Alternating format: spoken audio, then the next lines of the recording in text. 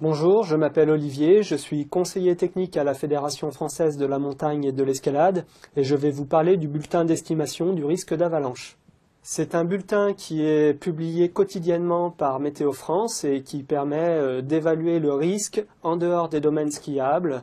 Comme vous pouvez le voir, l'échelle européenne du risque d'avalanche se découpe en 5 niveaux de risque qui vont de 1 pour un niveau faible à 5 pour un niveau très fort. Par niveau 5, il est fortement déconseillé de sortir des pistes balisées. Par contre, il faut bien comprendre que même par risque 1 ou 2, il est possible qu'il y ait quelques coulées dans certaines pentes, les pentes les plus raides, et dans tous les cas, en général, les pentes qui sont mentionnées dans le bulletin d'estimation du risque d'avalanche. Voici une petite animation pour bien comprendre que même par risque 1, il peut se produire des avalanches, mais uniquement dans les pentes les plus raides et dans des versants très limités.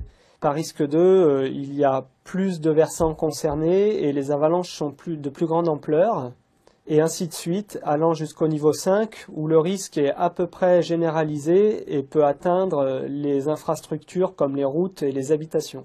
Le bulletin d'estimation du risque d'avalanche est disponible gratuitement tous les jours en fin d'après-midi sur le site de Météo France. Il suffit ensuite de choisir la région qui nous concerne, Alpes du Nord, Alpes du Sud, Corse et puis les Pyrénées. Ce qui nous amène ensuite à choisir un massif et immédiatement à obtenir des informations sur le niveau de risque et sur les pentes qui sont concernées par ce risque. Les orientations indiquées en noir sur la rosace indiquent les pentes qui ont le plus fort risque d'avalanche. Les secteurs en gris, s'ils sont moins exposés au risque d'avalanche présenté, ne sont pas pour autant complètement exonérés de tout risque. Dans cet exemple, le risque va évoluer de 1 à 2 dans la journée, et le risque concernera en particulier les versants sud-ouest à sud. Au-delà des indications graphiques et géographiques qui sont données par les cartes, le bulletin d'estimation du risque d'avalanche propose un petit texte qui précise la nature du risque et indique une tendance pour les jours à venir.